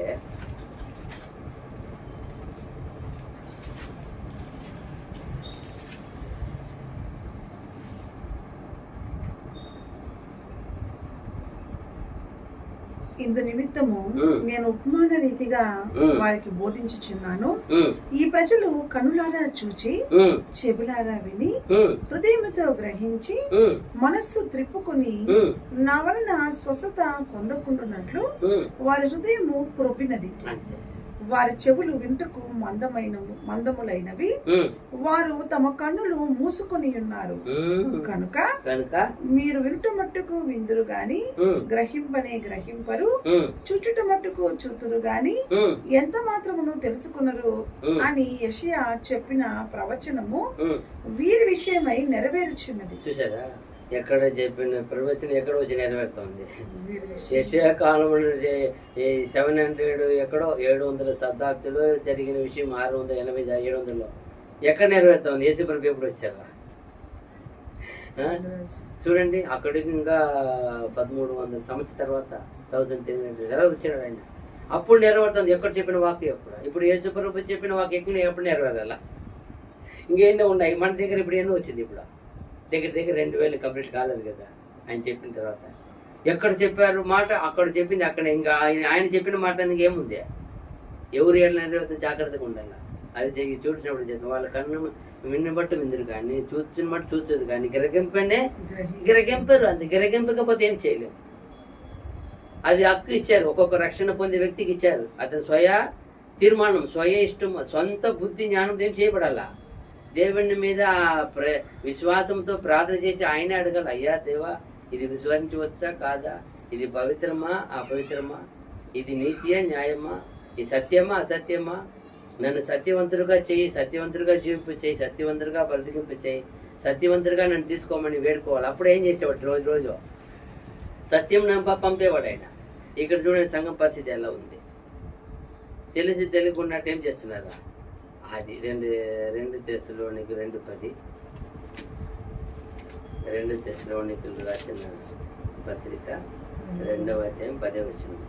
దుర్నీతి నీ పుట్టించు సమస్త మోసముతోను నశించుచున్న వారిలో సాతాను కనపరచు బలమును అనుసరించి ఉండును. ఎందుకు వీళ్ళు ఎలాంటి అంగీకరిస్తున్నారు దుర్నీతిని. ఎప్పుడు దుర్నీతిని అంగీకరిస్తారు అది అలా ఏం చేసేవాడు. సమస్త మోసముతోను నశించుచున్న వారిలో సాతాను కనపరచు బలమును అనుసరించి ఉండును. అది నువ్వు ఏది తీర్మానిస్తావు దాన్ని బట్టి ఏమొచ్చేస్తుంది. దుర్నీతిని అనుసరించి నువ్వు అపేక్షిస్తున్నావు అంటే వాళ్ళ సంబంధమైనది ఏమైపోతుంది. వేరు అంతే కదా. అప్పుడు నీతి అనే ఒక వేరు నువ్వు పారినప్పుడు చదవండి. ఇందుచేత సత్యమును నమ్మక దుర్నీతి యందు అభిలాష గల వారందరూ శిక్షా విధి పొందుటకై అబద్ధమును నమ్మునట్లు మోసము చేయు శక్తిని దేవుడు వారికి పంపుచున్నాడు. ఎంతసేపు సత్యం సత్యమని చెబుతూ ఉంటారు. నువ్వు సత్యం కాదు కాదు కాదని వదిలేసిపోతే పో, అసత్యం నమ్ముకొని పోని ఆయన వదిలేస్తున్నాడు. ఎవరు వదిలేస్తున్నారు? దేవుడే వదిలేస్తాడు. ఎప్పుడైతే సత్యం మనము అంగీకరించామో తీర్మానించామో ఆనాటి నుండి మన చివరి వరకు సత్యం దేవుడి మీద ఆధారపడి ఉండాలి. ఏ ఒక్కరి మీద ఆధారపడకూడదు. ఇది ఇలా ఈ సంఘం ఇలా పడుతూ ఉంది, ఆ సంఘం అలా ఉందండి. ఈ రోజు ఈ చాలా సంఘాలు అలటగా ఉన్నాయి. సత్యం మెరిగి కూడా ఏమి ఇలాగే మనుషుల మీద ఏం చేసేది. మనుషులే చూసి ఆత్మీయమైన విషయంలో ఏం చేయలే. ఆయనలో దేవుడు ఏం చూసేవాడు, ప్రతి వాళ్ళని ఏం చూసేవాడు, ఆత్మీయత చూస్తాడు. వీడు నా ఆత్మీయమైన విషయాన్ని ఎలా ఉన్నాడు, ఎలా పెరిగాడు, ఎంత ఎరిగాడు, ఎంత గ్రోత్, ఎంత అయినాడని చూస్తున్నాడు. ఆయన మనుషులు ఏం చూస్తున్నాడు ఎంతసేపైనా. ఇక్కడ ఎంత సంపాదించాడు, ఎంత చేర్చుకున్నాడు, ఎంత ఆస్తి ఉంది, ఎంత అధికారం ఉంది, అతనితో పోతే మనకి లాభం వస్తుంది. ఈ లోకరీతికమైన విషయములు ఏం చేస్తున్నారు, కంపేర్ చేసి చూస్తున్నారు. అది కాదు. ప్రతి వాణిని దేన్ని చూడాలా, దేవుడు చూసినట్టు చూడాలా, ఆత్మీయత చూడాలా. అది కొలమానము. విశ్వాసమే కొలమానము, ఆత్మీయతే కొలమానము. అది లేకపోతే అది ఇక్కడ లేకుండా పోతే చూస్తున్నాము. యోహాను 7:17 చూసినప్పుడు కూడా, యోహాను పత్రిక సువార్త 7వ అధ్యాయం 17 వచ్చింది.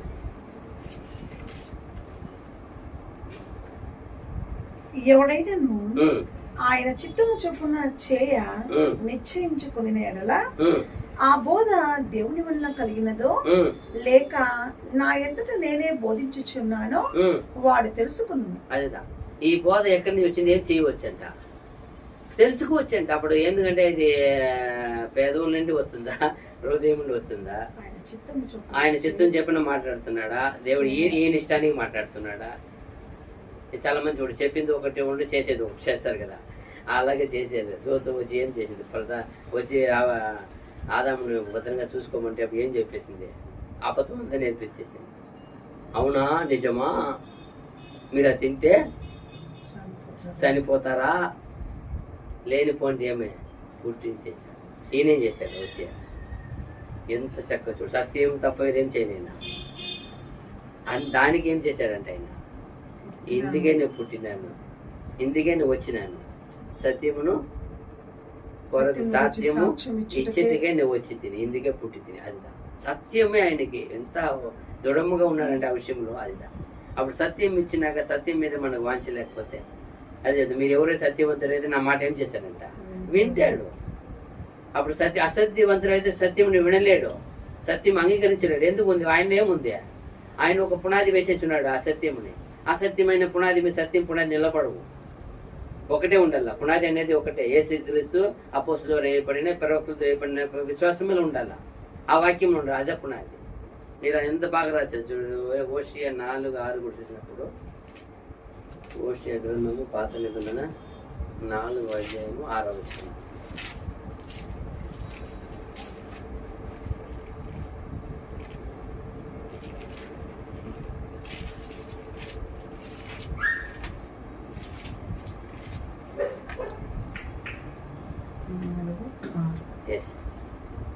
హోషేయ 4:6.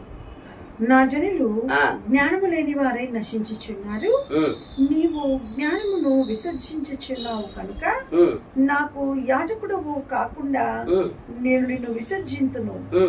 నీవు నీ దేవుని ధర్మశాస్త్రము మరచితివి కనుక నేను నీ కుమారులను మరతును. చూసారా, దేవుని ధర్మశాస్త్ర సత్యము, దేవుని వాక్కు నుంచి చేయకూడదు. మరిచితే అయ్యో నాకు వాక్కు గుర్తురాలి, వాక్కు మర్చిపోయినట్టు ఆయన నిన్ను కూడా మర్చేస్తాడు. అది చెప్తాను, వాక్కుని సత్యం మరవకూడదు. మనకు సత్యం ఏమి, అది నేనే మార్గం సత్యం జీవం, అది ఇచ్చినాడు మనకి, మా సత్యం ఇచ్చాడు. వాక్కును మరవకూడదు, వాక్కులోనే సమస్తం పెట్టేశాడు ఆయన. ఆ వాక్కును మర్చిపోయిన నాకు వాక్కు గుర్తు రాలేదంటే అప్పుడు ఎలా? వాక్కు ఎప్పుడు నరంలో మనం ప్రతి ఏమో ఊరి ఉండాల మనకి. దేవుని వాక్కే ఏమే జీవం, అది ఆయన వాక్కు, అది ఆయన మనకి ఇచ్చారు, అది జీవం కలిగినది. అదే పాప శాప మరణం ఏం చేయగలిగింది, విడిపించగలిగినది, శాపం తొలగించేది, రక్షించేది. అది మనం ఎప్పుడు గమనించింది ఉండాలి. చూసారా, ఈ 3వ అది ఏం చెప్తారు, ఎవడైనాను తెలియని వాడైతే తెలియని వాడుగానే ఉండనిమ్ము. తర్వాత ఈ 39:42 కూడా ఒకే విషయమే. ఈ వాక్యం చాలా గొప్ప ఆశ్చర్యం. పౌలు గారు దాదాపు 40 వచనాలు, దాదాపు స్టార్టింగ్ నుండి 38 వరకు చూస్తే చాలా ఆయన ఎంతగా ఆయన మాట్లాడతారంటే, వాళ్ళని హెచ్చరించేది, వాళ్ళని బుద్ధి చెప్పేది, వాళ్ళని ఖండించేది, వాళ్ళని దిద్దేది, అన్ని చేసి చివరిగా వచ్చి లాస్ట్లో ముగించేటప్పుడు ఎంత ప్రేమతో మాట్లాడుతుందండి. చాలా మంది సీరియస్గా మాట్లాడి వెళ్ళిపోతాను చూడండి, ఎంతగా ఏమంట నా 39:42 ఒకటే కంటిన్యూ ఉంది అది. కాబట్టి నా సహోదరులారా ప్రవచించుట ఆసక్తితో అపేక్షించుడి, భాషలతో మాట్లాడుట ఆటంకపరచకుడి గాని సమస్తమును మర్యాదగాను క్రమముగాను జరుగనీయుడి. ఫస్ట్ నుండి ఆయనకి అక్కడ ప్రవచించుట, భాషలు మాట్లాడు, రెండు గురించి ప్రత్యేకమైన సంభాషణ. ఈ వాక్యం, ఈ అధ్యాయం అంతా కూడా సమస్య అదే. అక్కడ వాళ్ళు అతిశయపడేది అదే. వాళ్ళు పెద్ద మేము ఆత్మ పొందాము, మేము భాషలు పొందాము, మేము ప్రవచిస్తున్నాము అనేది వాళ్ళ గర్వంగా ఉంది. కానీ దాన్నే ఖండించారు.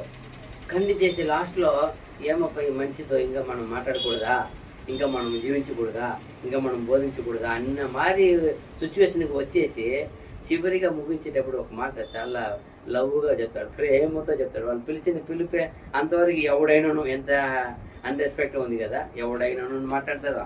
తర్వాత అక్కడ అది ఇంకొక ఎవడైనాను అంటాడు. ఏది మళ్ళా అలాగే మాట్లాడి వచ్చి ఇక లాస్ట్ వచ్చినప్పుడు, కాబట్టి నా సహోదరులారా, ఎంత బాగుంటుందండి పౌలు గారు. ఆయన ఏం అర్థమో వాళ్ళు తప్పిదాన్ని తిత్తుకోమంటున్నాడు, అవిశ్వాసాన్ని పోగొట్టుకోమంటాడు తప్ప మనిషిని ఏం చేయలే. ఆయన మనిషిని ద్వేషించలే, వాళ్ళని దేహమును వాళ్ళు ఏం చేయలే. ఆయన అది రెస్పెక్ట్ ఉంది, దాని మీద ప్రేమ ఉంది అని చెప్తున్నాడు. కాబట్టి నా సహోదరులారా, ప్రవచించుట ఆసక్తితో అపేక్షించుడి. చేయండి, ప్రవచించవద్దును. నేను ప్రవచించుటకు నేను వ్యతిరేకి కాదప్పా. ఎందుకంటే ప్రవచించుడు ఏం చెప్తున్నాడు? సంఘ క్షేమాభివృద్ధి అవుతుంది. మర్మమును ఏం చేసేవాడు? బయలుపరచడానికి అవసరమే, సంఘానికి అవసరము. అయితే అంతకాలం ఆయన చెప్పిన బోధ ఏముంది చూడండి. అప్పుడు ఏమి దేవుడిని చిత్తానికి ఆయన లోపడేవాడు ఆయన.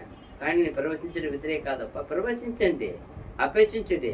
అలాగే భాషలతో మాట్లాడుట ఆటంకపరచకూడదు. మళ్ళీ ఇప్పుడు చూసినప్పుడు షాకు, ఇదేంటి భాషలతో మాట్లాడేది ఆటంకపరచకూడదు అంటున్నాడే. అంటే ఏమి అర్థమో? కానీ లాస్ట్లో చెప్తాడు, కానీ సమస్తమును మర్యాదగాను క్రమముగాను జరిగినవి. భాషను మాట్లాడాలంటే అర్థం చెప్పే వాటిలోకి నేను చేయకూడదు, మాట్లాడకూడదు. అలా మరి ఒకడే వచ్చి లైన్గా మాట్లాడుతూనే ఉండకూడదు. ఇంకో మధ్యలో ఒక ఆయనకి దేవుడిని ఒక ఉద్దేశము ఆత్మ వచ్చిందంటే ఆయన చేయెత్తినప్పుడు ఆయన ఏం చేయాలి? దాన్ని ఆయన సైలెంట్ ఏం చేయాలి? ఆయన కంప్లీట్ చేసి కూర్చోవాలి. నాకు వచ్చింది నేను చెప్తానే ఉంటాను, ఏం చేయకూడదా? ఒకరు ఏం పడకూడదా? భేదము, భిన్నము, పోటీ ఇదంతా ఉండకూడదు. అన్నీ జరిగానే అలా. ఎలా జరగాలంటారా? సమస్తమును మర్యాదగాను క్రమంగాను జరిగినాయండి. ఎంత రెస్పెక్ట్ చూడండి. వాళ్ళు షాక్ అయిన, ఏందప్ప ఈ మనిషి లాస్ట్ ఇలా మాట్లాడేసిపోయినారు, ఇందాక భాషలు ప్రయోజనం లేదన్నారు. భాషను చూస్తే భాష వల్ల ఏం ప్రయోజనము? అతను ఎవరితో మాట్లాడతాడు? దేవుడితో మాట్లాడతాను తప్ప దానివల్ల విశ్వాసం సంఘం కట్టబడుతుందంటే నిదానమే. అయినా చూడండి ఎంత ముఖ్యం. ఏది వాక్యానికి లోబడి కట్టుదిట్టంగా జీవించేది ముఖ్యం అంటారు ఆయన. కట్టుదిట్టం కావాలా? ఒక కుటుంబం అంటే, ఒక సంఘం అంటే, ఒక విశ్వాసి అంటే ఏం కావాలి ఆయనకి? కట్టుదిట్టం, నీతి, న్యాయము, సత్యము కావాలి. అదిదా దేవునికి దానిలో మహిమ ఉండాలి. మనుషులకి మహిమ ఏం చేయకూడదు. ఎంత బాగుంది చూడండి ఇక్కడ. కట్టుదిట్టము అన్ని సమస్తమును మర్యాదగాను క్రమం. ఎవరికి మర్యాద, ఎవరి క్రమము? దేవునికి మర్యాదగా ఉండాలి, అది మహిమగా ఉండాలి, మనుషుల కోసం కాదు. ఈ రోజు సంఘముల ఆరాధన ప్రార్థన ఎలా ఉంది? ఒక విషయం చెప్తే ఒకటే తట్టలు మహిమ సూపర్. దేవునికి ఇష్టం ఉండదు, అన్ని క్రమంగా మర్యాద. దేవునికి మహిమ ఉంటుందా? ఎంత బాగా చెప్పే చూడండి. ఏమంట ఇది చూసినప్పుడు పౌలు ఈ అధ్యాయమంతా కూడా వాళ్ళని ఎంతగానో హెచ్చరించినాను, బుద్ధి చెప్పినాను, వాళ్ళని ఖండించినాను. అయితే మరల వాళ్ళని సహోదరులారా అని ఎంత ప్రేమతో పలకరించుట మనం చూడవచ్చు. పౌలు వాళ్ళని ఎవరిని కానీ వెంటనే వాళ్ళని ద్వేషించలేదు. మారుగా వాళ్ళని సరి చేసుకోమని, వాళ్ళని దిద్దుకోమని, యేసు ఎలా తిరిగి లేచిన తర్వాత అపోస్తలులను వెళ్ళి దర్శించి శిష్యులను బలపరిచారో ఆ రీతి ఈయన కూడా తన గురువు గారి పోలి ఎలా ఉన్నాడు. ఆయన తన గురువు ఎలా వచ్చి మరలా ఇప్పుడు ఒక చోట్ల ఆయన కొట్టి ఈడ్చుకొని పోయి పడేస్తారు బయట, పట్టణం వెలుపల. ఏం చేశాడు? తిరిగి లేచా. అప్పుడు ఎంత గొప్ప ప్రేమ ఉండాలి ఈయనలో, ఎంత గొప్ప ఆ ఒక ప్రభు మనసు ఉండాలి. అలాగే ఇక్కడ కూడా చేసినప్పుడు వాళ్ళు ఎవరు ఆయన యేసు ప్రభు తన గురువు ఎలా ఆయనకి నేర్చుకున్నాడో ఆ ప్రకారంగా తను ఎలా తన గురువు గారు యేసు ప్రభు శిష్యులను బలపరిచి వెదికి వచ్చి సరి చేశారో, నడిపించారో, వాళ్ళని సరి చేసిపోయారో, అలాగే పౌలు తన గురువైన యేసును పోలి వీళ్ళని దిద్దుటకు ప్రయత్నిస్తున్నాడు. ఏం చేయబడాలని ఆశ ఆయనకే. ఎందుకంటే ఆయన వెళ్ళిపోయవలసిన ఆయన దులిపేశాడు. ఈయన ఆపింది ఎవరు? ఇక్కడ ప్రభు వచ్చి ఆయన ఆత్మతో ఆపారు. నువ్వు ఉండప్ప, ఈ పట్టణం నా కోరిక అనేక ఏం చేశారు? ఆపింది ఆయన. అప్పుడు ఆయన ఇక్కడ ఆయన చిత్తం ముందు గ్రహించాడు కాబట్టి వాళ్ళని ఎలాగైనా మంచి మార్కులు దిద్దాలని ఆయన ఉద్దేశం. పిల్లల్ని టీచర్ కొడతారంటే ఏమి వాళ్ళు కొట్టే డ్యూటీ ఇచ్చారని? కొట్టే డ్యూటీ కాదు, వాళ్ళు ఏం దిద్దే డ్యూటీ వాళ్ళది. దిద్దాలా, వాళ్ళని ఎదగాలని కూడా ఏం చేయాలా? చూడు, వ్యవసాయం చేసేవాడు ఏముంటుంది, ఇది ఉంటుంది అద్దు, ఆ రెండు పొలం మధ్య అద్దు ఉంటుంది. అద్దు ఎలా ఏం చేయబడాలా? ఈ వచ్చి దీన్ని పడకుండా దాన్ని ఏం చేస్తారు? ఒక దారం కట్టి చక్కగా ఏం చేస్తుంటారు. ఆయన పొలంలో వాళ్ళు పంట ఉండాలా, పక్క పొలం ఏం చేయకూడదు. అది అప్పుడే త్రోవ ఏం చేస్తుంది, బాగా నీట్గా కనపడుతుంది. అలాగే ఇక్కడ చూసినప్పుడు మనకు ఏర్పరిచిన ప్రభు నియమించిన త్రోవలు ఏం చేయమంటారు వీళ్ళ? సరిగా వెళ్ళండి, వేరే మార్గం వెళ్ళిపోకండి. వేరే వేరే మార్గం వీళ్ళు ఏమనుకుంటున్నారు? మనుషులు ఏర్పరిచిన ఆలోచన, మనుషులు ఏర్పరిచిన మర్యాద, మనుషులు ఏర్పరిచిన జ్ఞానం కొద్ది వెళుతున్నారు.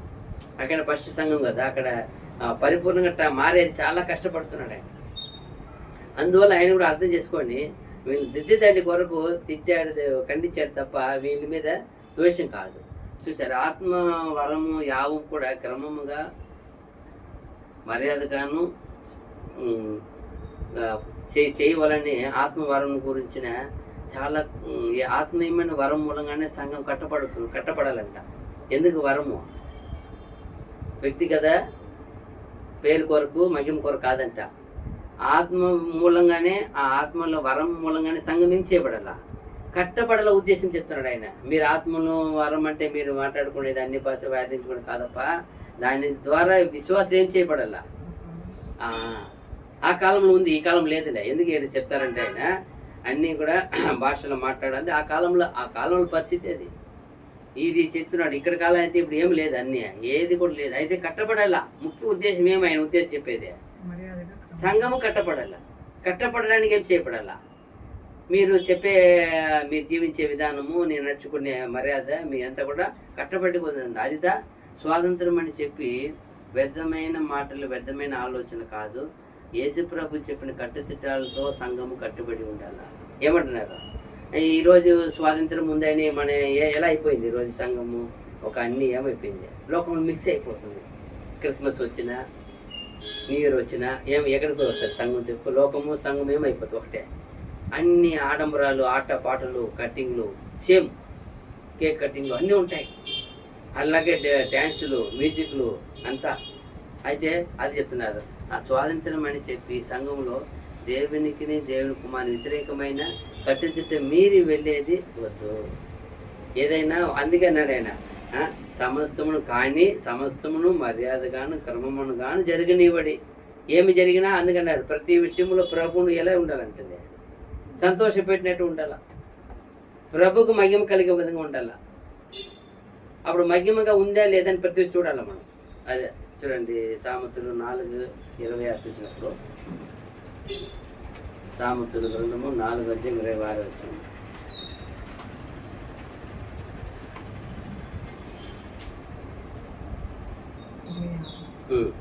నీవు నడుచు మార్గమును సరళము చేయము, అప్పుడు నీ మార్గంలో నీవు స్థిరములగును. అప్పుడు నడిచే మార్గం ఎలా ఉండాలి? అది అంటే సరి చేసుకో, క్లియర్ గా ఉండి, రూట్ క్లియర్ గా ఉండాలి. వస్తున్నారు ఎవరో ఆఫీసరు, ఎవరు వస్తారు, ఏదేకంటే ఎలా ఉంటుంది? మున్సిపాలిటీ ఎలా ఉంటుంది ఇక్కడ? అప్పుడేమో అర్థమైపోతుంది, ఓహో ఈ వీధికి ఎవరో ఎమ్మెల్యేను, మినిస్టర్ ఎవరు వస్తున్నారు, ఏం చేస్తారు వచ్చే? అంతవరకు ఎలా ఉండదు. అలాగే ఇప్పుడు మనం వెళ్ళిపోయే మార్గం ఎవరు? యేసుక్రీస్తు చూపించిన, నియమించిన మార్గం అది. ఆయన మార్గంలో ఎలా ఉండాలి? మనం ఆయనలాగే వెళ్ళాలి. ఆయన వెళ్ళాడు. ఆయన మార్గం వెళ్ళినప్పుడు ఎలా ఉండింది? ఆ మార్గంలో ఎలాంటి గుణగణాలు కలిగారు ఆయన? ఎలాంటి అవమానాలు ఎదుర్కొన్నారు, ఎలాంటి ఇబ్బంది ఎదుర్కొన్నారు, ఎలా ఆయన ప్రాణం సగించారు, పెట్టారు, ఎలా విడిచారు, ఎక్కడైనా పాపం చేయలేదు, ఏ విషయంలో ఏం చేయలే ఆయన. అది అప్పుడు మనం కూడా వెళుతున్న మార్గంలో వస్తుంది, ఆటంకాలు వస్తుంది, అడ్డంకులు వస్తుంది, అన్ని. ఆయన మరే మనల్ని గుద్దడానికి వస్తారు, చంపడానికి వస్తారు, ఆయనలాగే మనం ద్వేషిస్తారు, నిందిస్తారు. కానీ సిలువ ఒకటి ఎత్తుకుని రారు మన మీదికి. అన్నీ వేరే విధంగా ఉంటుంది, ఆత్మీయమైన విధంగా అన్నీ ఉంటాయి. అప్పుడు మనం ఏం చేయబడాలా? మనం గురువు గారిని చూడాలా. గురువు గారు ఎలా వెళ్ళారు? ఆటంకం వస్తున్నారని మనం కత్తెత్తుకుని పోకూడదు, మనం ఏం చేయకూడదు. ఎందుకంటే అలాంటి మార్గం కాదు ఇది. ఇది లోకరీతిగా పోరాడే మార్గం కాదు ఇది. ఇది ఎలాంటి మార్గమో? చాలా ఎలాంటి మార్గమో? పవిత్రమైన, న్యాయ నీతి కలిగిన, సత్యం కలిగిన, రక్షణ కలిగిన, సర్వమును జయించగలిగిన అంత మార్గం ఇది. అంత గొప్ప మార్గం, ఉన్నతమైన మార్గం, సాధారణ మార్గం కాదు. అందుకే కొందరికి ఏం చేయబడుతుంది, అది కనబడవంట, అవి కనుగొనదే కష్టం. అంత గొప్ప మార్గాన్ని మనకి ఇచ్చారంటే ఈ సంఘం ఏడా మార్గాన్ని పోగొట్టుకుని బాధపడుతున్నాడు ఆయన. కానీ సమస్తం మర్యాద క్రమంగా జరిగించుడు. ఇంకనైనా అది ఎవరికి? దేవుని వాక్యానికి మర్యాద క్రమంగా ఉందా? మనం ఏమి చేసినానో దాన్ని వాక్యం ఏం చేస్తూ ఉండాలా? కంపేర్ చేస్తూ ఉండాలి. ఇప్పుడు కంపెనీ జరుగుతుంది, కంపెనీకి లాభకరంగానే చేయాలి వర్కర్స్ అంతా. నష్టం చేస్తే కంపెనీ ఏం చేయదు, మిమ్మల్ని పెట్టుకొని భరించదు, బయట తరలిస్తారు. అప్పుడు కంపెనీకి ఏం కావాలా? లాభం చేకూర్చే. అలాగే ఇప్పుడు దేవుడికి ఏం కావాలా? మహిమ చేకూర్చే విధంగా ఉండాలి. అవమర్యాద, ఆయన నామానికి దూషణ నిందపాలు వచ్చేది, అది మనకు రక్షణ కోల్పోవచ్చు. అలాగే చూసినప్పుడు రోమ 1 పేతురు 4:10 ఒక వచనం చూపించారు. 1 పేతురు 4:10.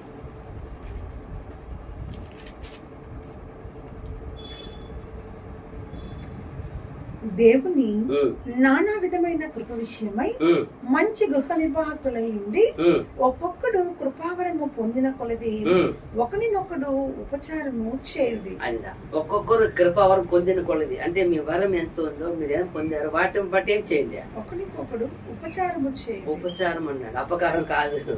ఉపచారం అంటే ఏమి? సర్వీస్, సేవా భావం, సేవా భావం ఉండాలి. రక్షించే విధంగా ఉండాలి. అందుకంటే మీ మాట ఉప్పు వేసినంత రుచిగా ఉండాలి. చాలా మంది రచ్చగొట్టే విధంగా మాట్లాడతారు, రచ్చగొట్టే విధంగా చెప్తారు, లాస్ట్ చుచ్చిపట్టే విధంగా చెప్పేసిపోతారు.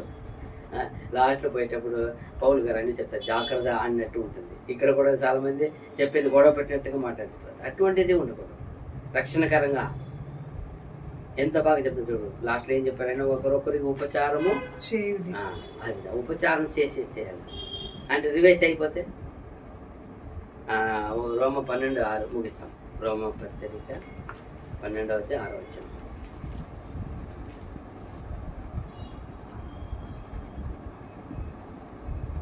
మనకు అనుగ్రహింపబడిన కృప చొప్పున వెవ్వేరు కృపావరములు కలిగిన వారమై ఉన్నాము కనుక ప్రవచన వరమైతే విశ్వాస పరిమాణము చొప్పున ప్రవచింతము, పరిచర్య అయితే పరిచర్యలోను, బోధించువాడైతే బోధించుటలోను, హెచ్చరించువాడైతే హెచ్చరించుటలోను పని కలిగి ఉందము. పంచిపెట్టువాడు శుద్ధ మనసుతోను, పై విచారణ చేయువాడు జాగ్రత్తతోను, కరుణించేవాడు సంతోషముతోను పని జరిగింపవలేను. మీ ప్రేమ నిష్కపటమైనదై ఉండవలేను. చూసారా? అన్ని ఎలా ఉండాల? మీరు ఇచ్చిన వరం కొలది చక్కగా చేయాలని అందరికీ ఇచ్చారు. అక్కడ పంచి పెట్టేవాడు, బోధించేవాడు, బుద్ధి చెప్పేవాడు, అన్ని ప్రతి విషయం కూడా అన్ని క్రమముగా మర్యాదగా చేయాలి.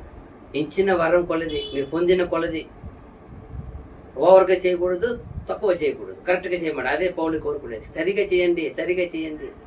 అందుకే ఇప్పుడు మీరు సైన్స్ చదువుకునే టీచర్ వచ్చినప్పుడు ప్రాక్టీస్ ఎలా ఉండాలి? ప్రాక్టికల్ చేసేటప్పుడు మోడల్ ఎలా ఇచ్చారు అలాగే ఏం చేయబడాలి. అట్లా కూడా అప్పుడే అది అందం వస్తుంది. ఒక మోడల్ ఇచ్చింది ఒక 1 feet అనుకో, మీరు ఒక 5 inches వేసినారంటే ఏముండదు, అది రాదు కదా. ఈ 10 inches షీట్ కరెక్ట్గా వేయాలి, అప్పుడే బాగుంటాయి. అలాగే ఇక్కడ మనకి ఇచ్చిన సత్యం ప్రకారం మనం చేపడాలి. అదే చెప్తున్నాడు అక్కడ. సత్యం ప్రకారం మీరు పొందిన కొలది ఏమంటున్నారు? ఫస్ట్లో 12:6 కదా రోమా. మనకు అనుగ్రహింపబడిన కృప చొప్పున వెవ్వేరు కృపావరములు కలిగిన వారమై ఉన్నాము కనుక ప్రవచన వరం అయితే చాలు. అదే వెవ్వేరు కృపావరం కలిగి, ఒకటే వరం కాదు అందరికి ఒకే వరం కాదు. అక్కడికి ఒకే ఆత్మ, అన్నిటి వేరు వరం ఇచ్చారు. ఒక ఆత్మనే వేరు వరం ఉన్నాయి. వరాలు చాలా ఉంది కదా. కాబట్టి మనం ఏం చేయాలి? దాదాపు ఈరోజు కంప్లీట్గా 14 అధ్యాయం ముగించే వరకు మన దేవుడు నడిపారు. దాదాపు ఇంతవరకు 14 అధ్యాయం మనం కంప్లీట్ చేస్తాం. దేవుని చిత్తం అయితే రాబో దినంలో మనం కంటిన్యూ చేస్తాం. ఓపిక అందరికీ వందనములు. God bless you. ఆమేన్.